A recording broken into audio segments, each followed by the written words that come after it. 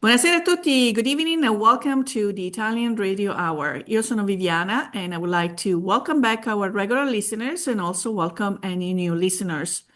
Also, be sure to like us on Instagram and Facebook at Italian Radio Hour and subscribe to our YouTube channel to catch up on any past video interviews.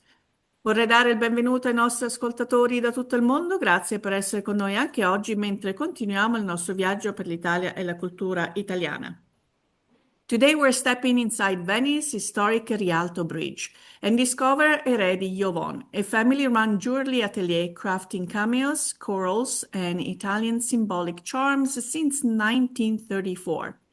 Joining me is Marco, who continues the legacy of his grandfather Luciano and his father Bruno. He will share stories of tradition, superstition, and artistry, from the miraculous medal to the lucky number 13 to the playful Manofico, to how to recognize a true cameo. So don't go anywhere, ma prima pubblicità.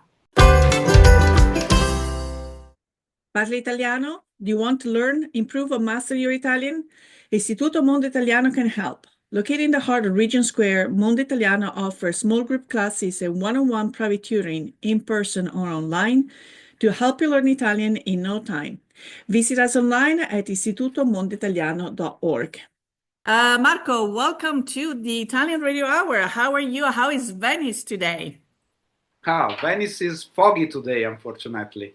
Okay, then we have the same thing here. Well, less fog, but a gray sky. Anyway, Venice is always charming and is always marvelous because we are lucky to live in a place like Venice. And I must say something. That my mama, we are Italian, so mama is very important. Mom is the boss of the house. And mommy says that we have this year in 2026, we have a big responsibility. A little bit like Spider-Man, no? From big power becomes a big responsibility. And this year we are proud to say that we are the oldest store of the Rialto Bridge and probably the oldest store in Venice for jewelry, led by the same family. Why I want to tell?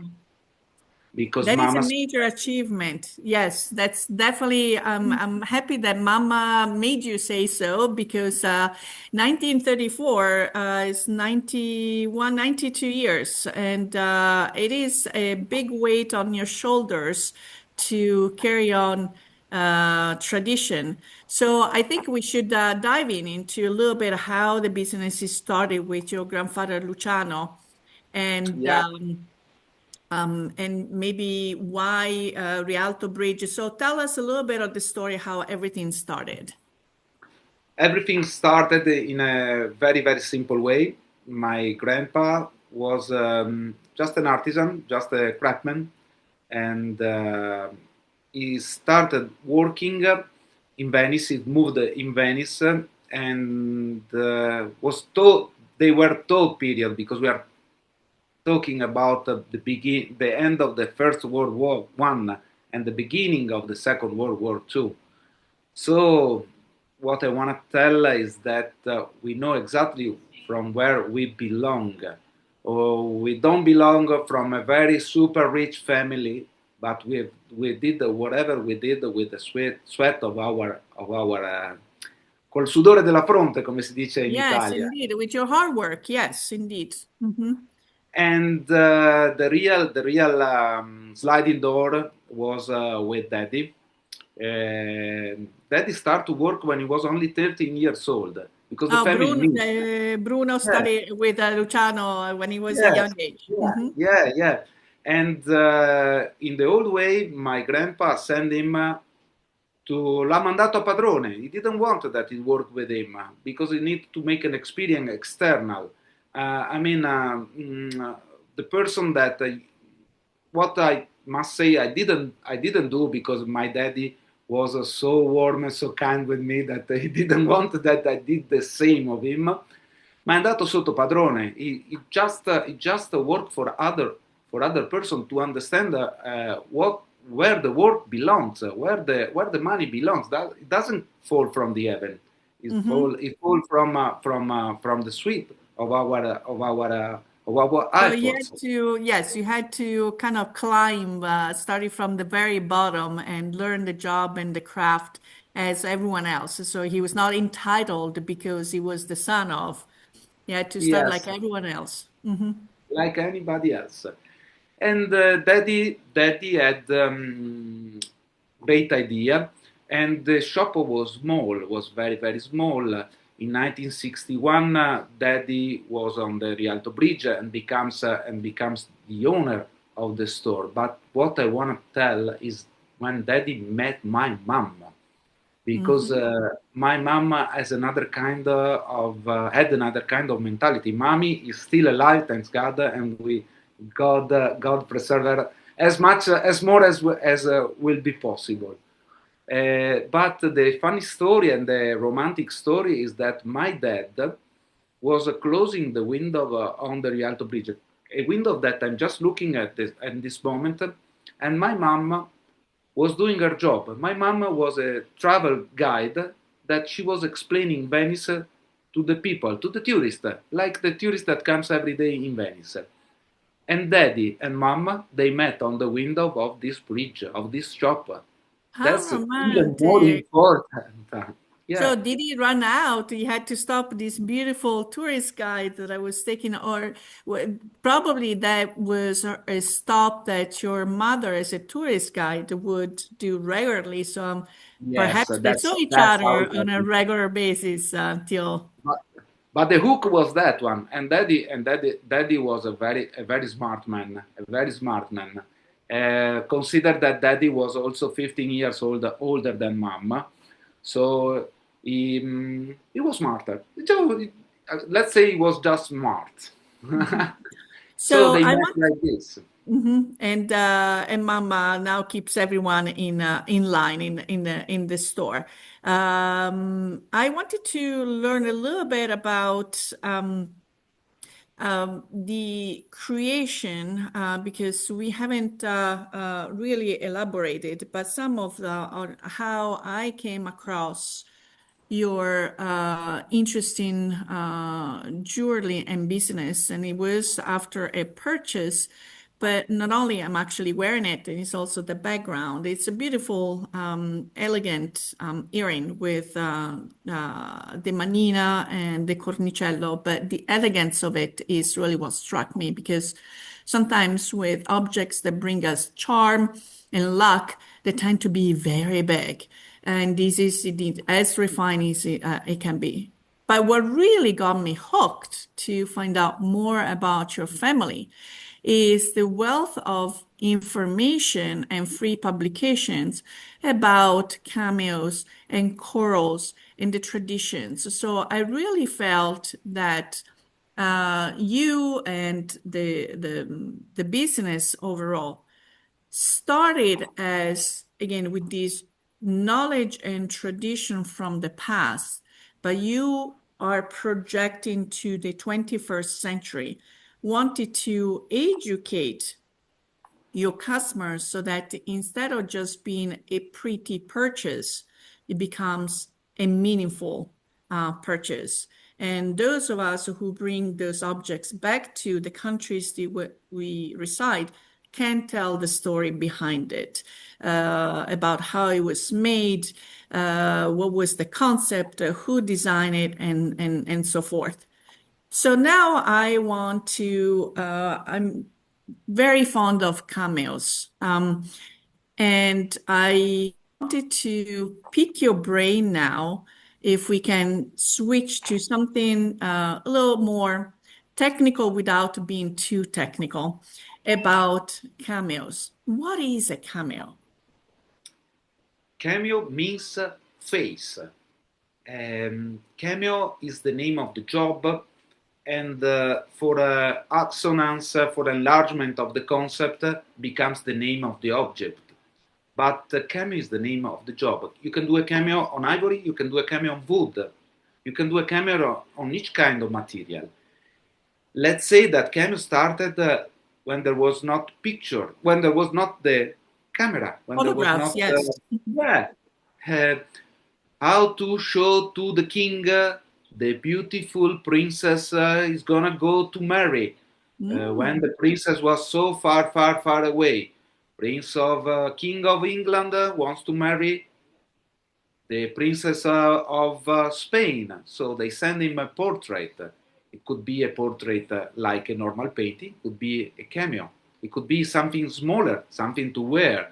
Legend says that Romans had their cameos of their loved one, a legionary from Roman Empire, like the famous the gladiator, was used to stay apart from home for years and years. They didn't met their children. They didn't met their wife.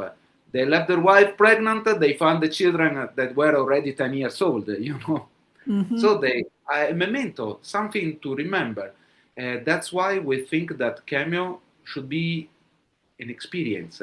Should be something that an heirloom, something that stay in the family. That's why we resuscitated the cameo as a family heirloom, family keepsake, something to keep in the family and to pass down through the generation. That's what we think and what we taste every day, because there are still people that they were used to speak with my daddy or with my grandpa, that they meet me, or their grandchild that comes to me, they told me about their grandpa. They had a cameo. No more than yesterday, a lady from South Africa contacted me. She bought a cameo from my grandpa.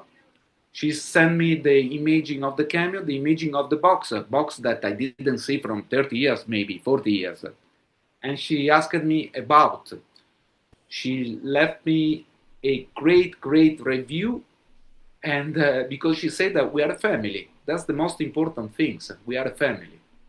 So And while you continue to describe cameos, I'm just going to play a little video in the background without yeah, any sound so that we can both enjoy the beautiful Venice images, but also how the inspiration of a piece comes. Again, it might be a portrait or a picture of someone that they might ask you to make a custom piece, or sometimes it might be the inspiration of icons of class.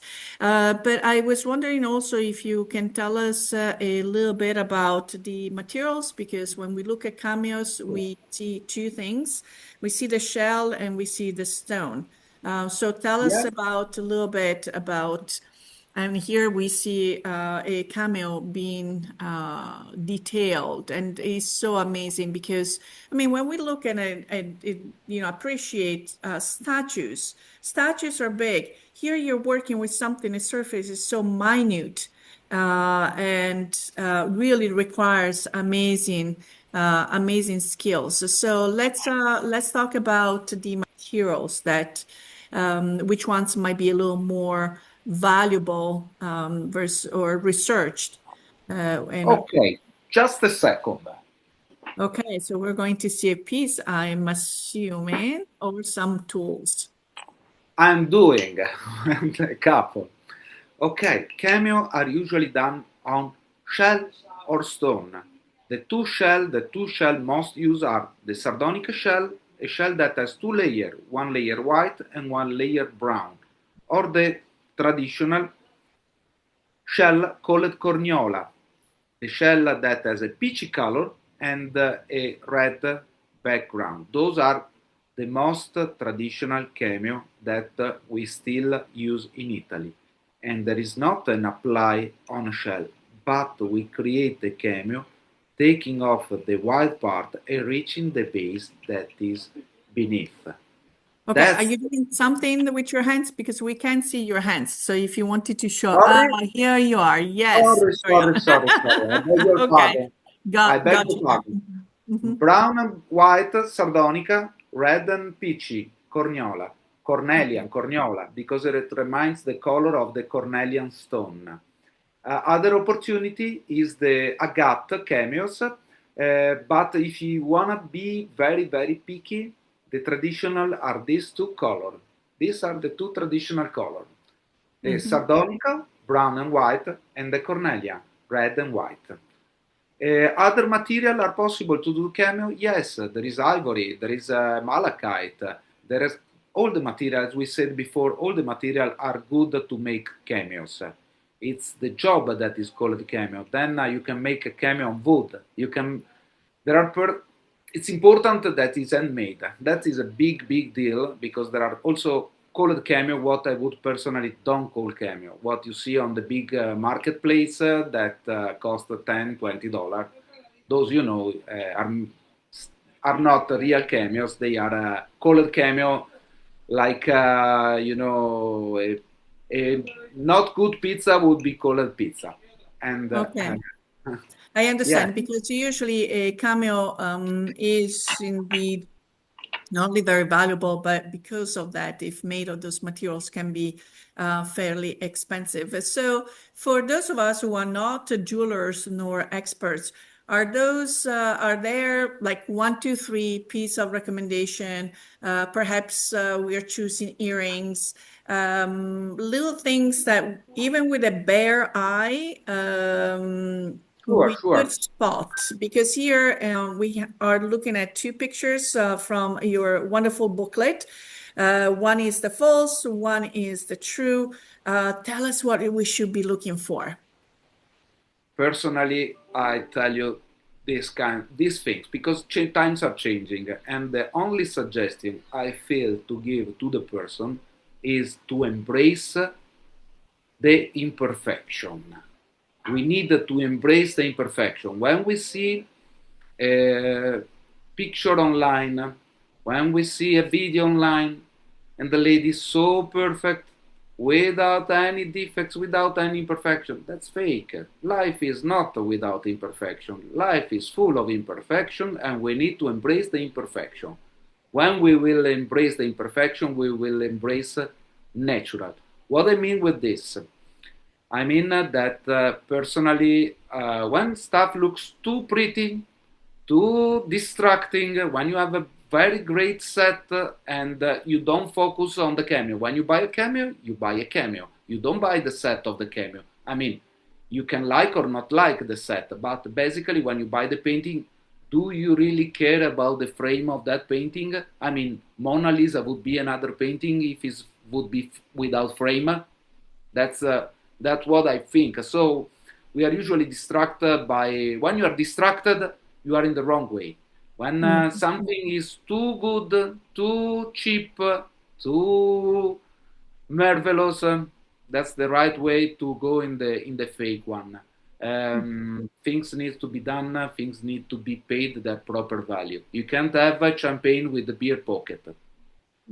I'm a big earrings person, so by reading through your booklet, one piece of advice which makes totally sense is that the left earring and the right earring shouldn't be an Wow. exact copy of one of another. Yeah. Because if they're handmade, um, they will resemble each other like 90%.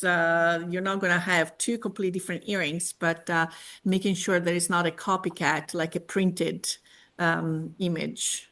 So next time, 100% true. You said something 100% true. I mean, if I can sign up, whatever what you just said, I will sign up. well, you wrote it, so I learned it from you. But anyway, cameo is only one of the very precious stones that your family has been working with. You have a beautiful coral behind you. And I was wondering if coral, you can tell us the provenance, because just because you're in Venice, it doesn't mean that things are indeed coming from Venice or just made in Venice, because coral is probably going to take us to southern Italy, at least the one that I see. And does coral have any additional meaning in addition to being a beautiful stone? Yes, I'm yes. Most of the provenience of the coral, it's Italy. The red coral comes only from Italy. The is called the red gold. We should take coral and cameos like human patrimony, like Yeah, the UNESCO. Yeah, like the UNESCO. cuisine, like Yeah. the cuisine, the food. Make it a. I'm in the committee. You know, I'm part also of the The Italian Choral association. and Cameo Association. So I'm in the road of doing my job to make them patrimony untouchable of the humanity. Because when we said red coral, we said Italy, we said story, we said Roma, we said tip. Recently, they were found in the Mediterranean Sea two ships, two wrecks Mhm. from Roman times, and they were trading coral 2000 years ago. So Wow. we are talking about our roots. Mhm. About the stone, the coral itself as a sort of a timeline with our story. It's not the case that the branch of coral it reminds us the circulatory system, our vein.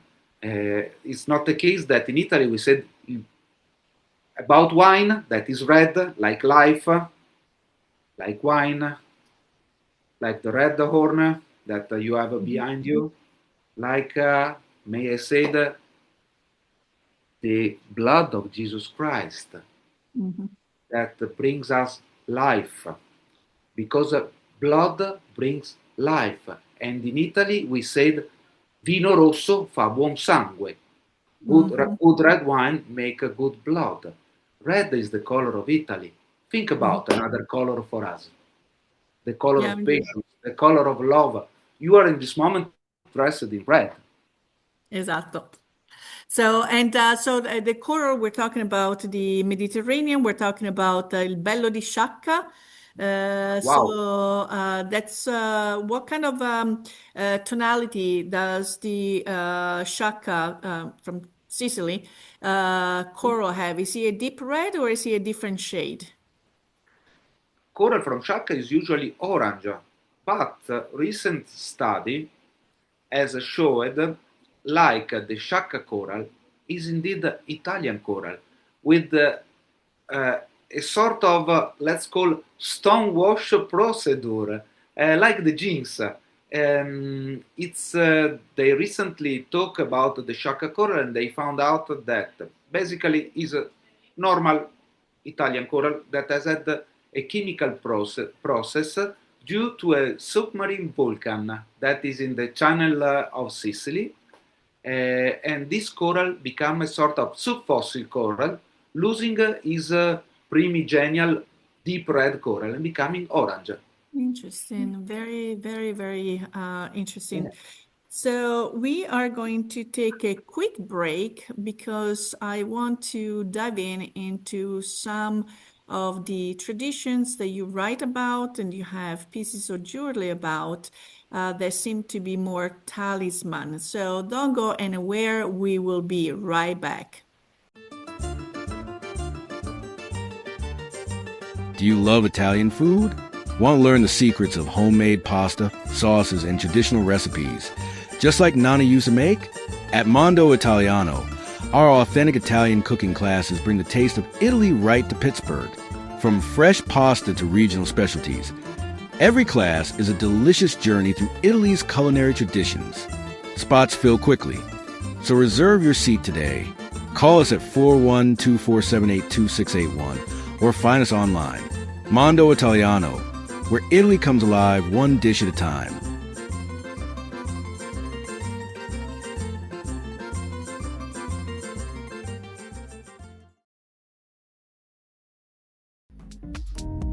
Un caffè, per favore.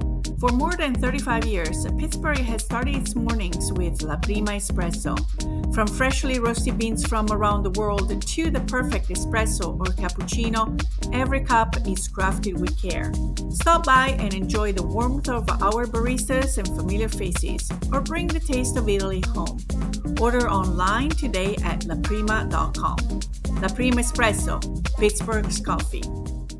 Okay, we're back here with Marco and from Eredi Jovon in Venice.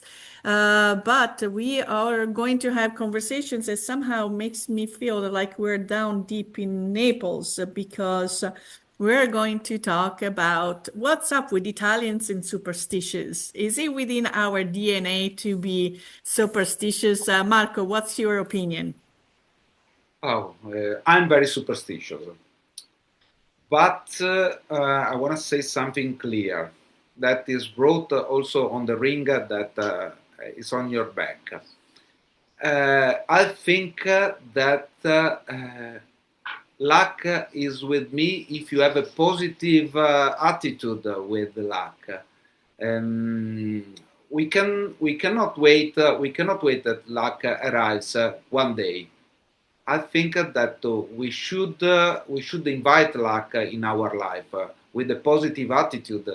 Other people call it karma. Other people, I think that positive vibe are good for every person in the world. I mean, I truly believe in don't do to the other what you don't want that the other do on you. In the try to let a see in the bus to an old lady. Probably when you will be older, somebody will let that sit for you. Mm-hmm. That's my point. That's my point of view. And then we are Italian, and some I know some lawyer, I know some judge, I know some very important person, the so-called VIP. They hide in their pocket a cornicello and they touch when the people doesn't look at them. Because they say that luck is with me, but sometimes it's better to give it a kick on the ass to help me a little bit, you know. So tell us a little bit about this little bridge. You are in Venice, no pun intended, that you see between superstition and art. So we'll talk about some of the most common and recognizable symbols, but then we'll move into religion because I want to talk a bit the miraculous medal. So the But miraculous medal. so obviously we have the hand, we have we had the ladybug, we have the number 13. Let's start with the number 13. So il 13 in Italy is the lucky charm. Here in Yes. the US, for instance, it is not. So 13 brings luck, 17 does not. Why is there a discrepancy? Have you looked into it? Have you done any research about it? Sure, it's cultural is a cultural difference. For us, the number 17 for Romans was the anagram of the word vixi. So I lived. So for a Roman to have the number 17 means totally unluck. For us Mhm. Italian, instead number 13, it was totally connected to the Totocalcio, to our to the La Schedina, to the football, to the soccer that every week, every Italian, especially during the 70s and the 80s, was used to play, predicting the soccer game. And for the person that predicted the 13 soccer game that makes the full bingo, it was a lot of money. So for us Italian, ho fatto 13 means I make a deal. I make a big deal. Yeah, you really got lucky. Yes, you made a big win. So thank you for the explanation. Now I understand why the 17 for us porta sfortuna does not bring us good luck. But when we look at the like in horn, el cornetto, you call it His Majesty. It seems to be the one that everyone recognizes, and also we have a nice collection. You know, we see the cornetto in the ruins of Pompeii. So also in Naples, you cannot leave without having a sfogliatella, un babà, and by yourself a lucky charm, un cornetto. What did the cornetto represent? I think it represents Italy. I think it represents our will of our need of luck, our will of getting things better, and it's totally Italian, like we said before. It's deal with it's without dub is a phallic symbol. Without any dubs, we cannot say anything on the contrary. That, like you said, in Pompeii, it was very popular. It's red like the blood, as we said before. And if you take a look, it has a crown in gold. that reminds us to the wealth. Wealth and the red health. What you want more? When you have health, you can get wealth. Unfortunately, we have a lot of experience and we have a lot of sample. When you are wealthy, it doesn't mean you are healthy. That's unfortunately. And Italian are a little bit like this, I think. That's my personal opinion. Obviously, I'm telling you about my experience and about my experience of living Italy and living for a couple of years also around the world, also in the United States. So it looks like the cornicello doesn't travel alone, at least in this beautiful ring and often on charms that people would put on a necklace. So what does the hand with the two, the index and the pinky finger raised mean? Basically, superstition is ignorant. It's two horn, one horn, the second horn. So you don't have only one luck, but you have two. That's We all. have double insurance. Double insurance. Double insurance. So It's yes, not and then we have to, for those of you that might not be Italian, you have to be kind of careful on where those two fingers are pointing. If they're pointing up, if they're pointing down, because the meanings might be a little different. You know, pointing down, you are taking the bad luck down to the ground, but pointing up and you're on the highway and you're a slow driver and someone behind you wants to pass you, and eventually you move over and you see from the rear view mirror that they're giving you that lovely gesture. They're not telling you, I love you, here's good luck, but something else. So you got to go to Italy and or come to Mondo Italiano, where we have a whole class about Italian hand gestures. the funny things is that you should ask to an Italian grandma, and probably if you find the first Italian grandma will tell you one thing. So the second Italian grandma will tell you directly the opposite. Wonderful. I think there are also a couple other symbols that might be more related to us in Italy, and one is the Oscartellat, the hunchback. Yeah. And you don't il gobbo. So it's it seems to be that the hunchback is brings good luck for business, for winnings, right? Having the il gobbetto in your pocket. Yes, it's basically related to wealth. It's related to wealth because in the past there were some person that were meant to bring heavy stuff from the airport, for example, to the houses of Pompeii, or to the and those person they were bringing their backpack on their shoulder, so they assume the position of an hunchback. That's why it looks today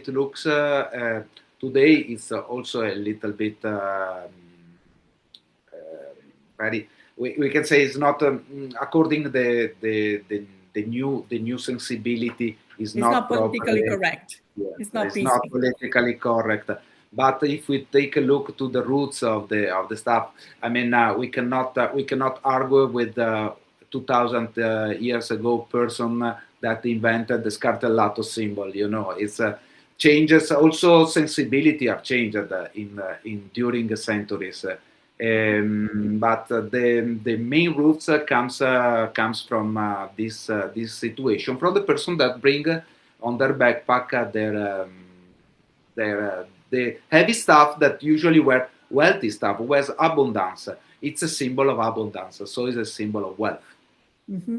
So the last one I'm going to ask you, as far as the superstitious, and then we'll talk about one little religious icon, is the manofico, which for those of you that might not know what it is usually a closed fist with the thumb tucked in between the Like index this. fingers and yes, and the middle finger.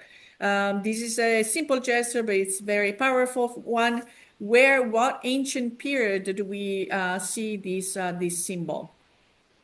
This is a symbol as well that belongs from Roman time, And to go in deep with your first question, when you were talking about the Holy Virgin, when you were talking with the miraculous medal, I make to your listener, to our listener, to the person that are taking their time to listen to us, is there a way in Italy to distinguish what is religion from what is superstitious?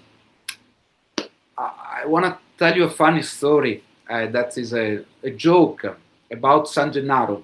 No? Mm-hmm. There was a person that was praying at San Gennaro for win the lottery, and says, San Gennaro, datemi la grazia, help me, let me win the lottery. And he makes one time. The second days, he comes as well, and he asked twice, San Gennaro, can you help me? I want to win the lottery. And days by days, day by day, by day, at a certain point, San Gennaro speaks and says, but you should start to play if you want to play the lottery. So the same, help yourself, that God will help you. So somehow start doing something, and maybe good things will happen as a consequence. As I said before, what I want to tell you in deep is that religion and superstition are really, really, really connected in Italy. Religion and superstition. Sometimes people wear the cornicello with the cross. Sometimes people wear the manocorno with the miraculous medal. They are very, very often together. We're actually looking at the picture of the miraculous medal. If you can tell us a little bit about this one symbol. Allora, the symbol is not properly Italian. We should say that this is a French related medal. I mean, this particular history and meaning, but we can talk about the Holy Virgin. We have a very miraculous Holy Virgin all over Italy. This kind of medal is more related with Italy, but not so deep like other things like la Madonna di Loreto and so on. We can talk la Madonna di Pompei, for example, la Madonna della Seggiola. We can every place in Italy has its own particular Madonna. Okay, so here, again, to go back to, I should have read this before, but when I got my beautiful ring, there is a cornicello activation ritual, and I think we should read it and perhaps also tell people what not to do. So grab it and visualize banishing anything you want to drive away. Focus on someone you love, empower your amulet with positivity. Connect with your cornetto by resting its tip on your left palm. Wear proudly your super amulet and banish all of your troubles. Whatever you wish for me, I wish double for you. So let me see. In your book, you have some unwritten rules that every Italian knows. Let me say, never lend your Italian horn. It's personal and tied to your energy. Do you remember some of the other things that you had in a? Yes, never. People usually says that the cornetto should be rosso, regalato e rotto. This is another tips. But there are some way, also to avoid this rule. When you find the rule in Italy, trovata la legge, trovata l'inganno, no? Si dice in Italia, no? Once there is a law, there is the exception. You're trying to cheat. You find a way to cheat. The way you cheat the system. Grandma are the best suggestion for this. In fact, for my book, I found grandma from Italy that she cooked for 30 years in the restaurant of her son in New York, and she gave me a lot of tips that was a Nonna Carmela. I have used a pseudonym because she didn't want to appear, and she told me a lot of things that I didn't know. That I didn't know. I mean, those are things that are not wrote in the book. Queste sono cose che non si trovano scritte sui libri. Sono cose della tradizione. Those are things of tradition, del passaparola, of the word of mouth. That, as I told you before, if we talk with Nonna Carmela or we found another Nonna, they will tell you two different things, similar but different. Other Absolutely. things, rotto. Somebody says that you should break the age of the horn. Somebody says that if the horn, the age of the horn is broke, the horn did his job, so you should change. Everybody, and I think that if in Italy we have 200 city, we have 200 ways of wearing the cornicello. 200 ways, different. That's not And that's it's the not la represent. Carmela.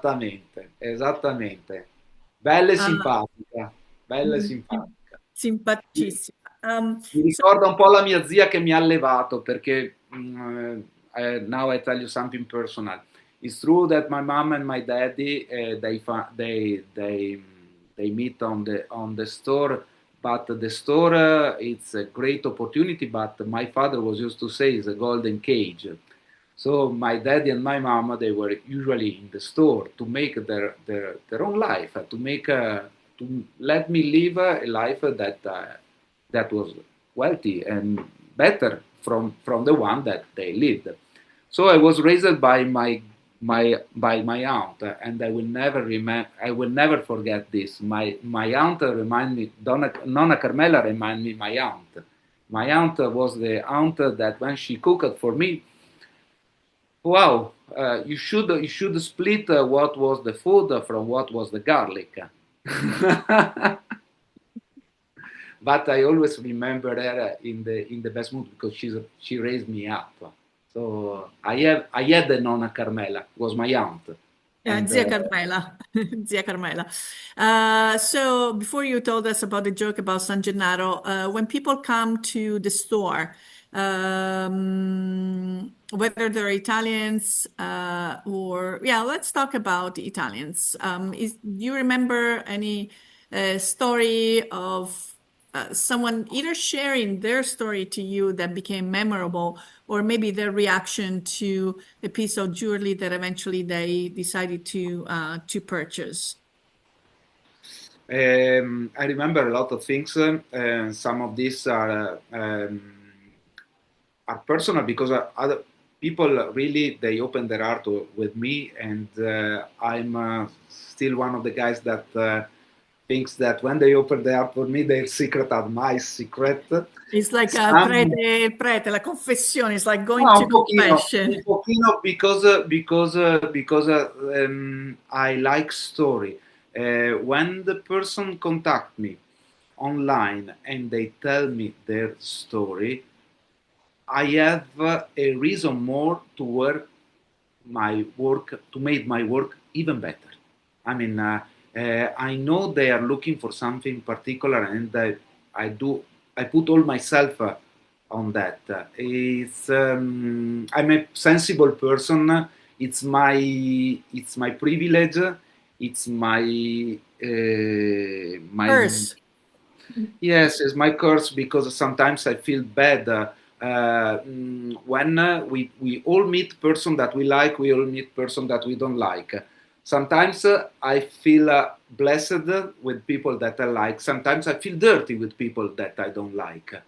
So I put all myself on it, and I try for them to make them when they tell me their story. It's something that it's a gap. It's a sort of boosting my professionalism in making them what they really want. So there was one article that you wrote, and I would like to quote a couple of lines in it. I'm going to read it in Italian first, so that I don't chop the meaning. Immaginate di poter scegliere i vostri clienti, di parlare direttamente a chi è entusiasta di scoprire la vera Venezia. Come cantava Enzo Iannacci, ah, se me lo dicevi prima, i milioni di turisti che ogni anno affollano la laguna sono una risorsa preziosa, ma sta a noi trasformarli in ambasciatori del nostro Genius Loci. Solo trasmettendo l'anima di Venezia possiamo creare un circolo virtuoso migliorando la città e il suo rapporto con chi la visita. Se non rispettiamo noi stessi, la nostra identità, come possiamo pretendere che lo facciano gli altri? And further down, and I will sum up everything. Essere imprenditori a Venezia non significa solo generare profitto, ma creare valore per la comunità. Quanto è gratificante andare a letto sapendo di aver reso la propria città un posto migliore. Quanto è bello sapere che un turista tornando a casa, magari dall'altra parte del mondo, porterà con sé un pezzo autentico di Venezia. So you are raising a fantastic point. First of all, we know about the over-tourism in Venice. The cruise lines just unloading tourists and then packing them up. So people might be looking for that cheap souvenir, something I might say, the made in Venice, made in Murano, wherever it is.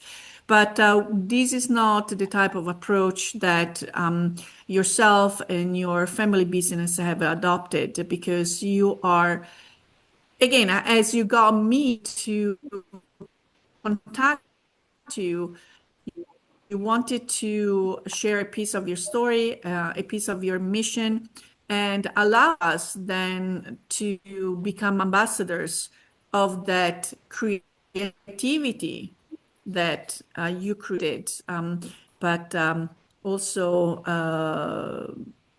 really appreciate the art and knowing that every piece has been done with great care. And I like when you said, how fulfilling it is to go to bed knowing that you made your city a better place.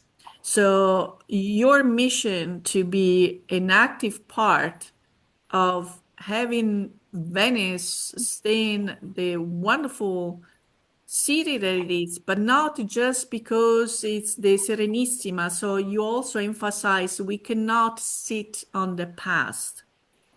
No, no, I thank you for this question. The problem is that I don't sleep well. I don't sleep well if I don't know that I did my best. I did my honest day every day. If I want to make this city a little bit better, we cannot say that we want to make the world a better place if we don't act to make this world a better place. Otherwise, they are all only chat. And personally, I think I found this weird. I must thank internet for this. I must thank person like you, blogger. I must thank I want to thank all my employers, because my employers, when we talk about these kind of things, they know they should do the city a little bit better, because our only job is Venice. The Rialto Bridge is here from 500 years. My family is a long story family, 100 years. What we are in 1,000 years? Nothing. What is the protagonist, the tourist that comes for 2 days, 3 days? It's a protagonist for 2 days, 3 days. My family is protagonist for 100 years. Still nothing. The only protagonist is Venice, and we should have the respect for this city. This city was built on the merchant, on the commerce. But it's funny to talk about, now I will tell you a small anecdote. The Queen of France contact her cousin, Lucrezia Borgia, the famous poison maker, and she tell Lucrezia, she was a duchess of I think she was duchess of some year around it doesn't Ferrara, sorry.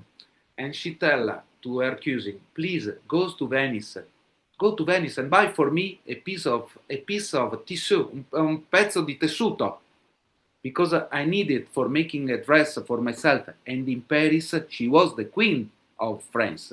I'm not able to find. That was the point of honor of Venice, to be the first one, to be a sort of New York of the 1500s, to be the most tolerant city of the world. Galileo Galileo escaped from Rome. He was asked to abjure because otherwise he was going to be killed. And he comes to Venice. He comes to Venice because Venice was a city open to the merchant, open to the beauty, open to the beautiful things that we have still. That's why I want to fight for this city.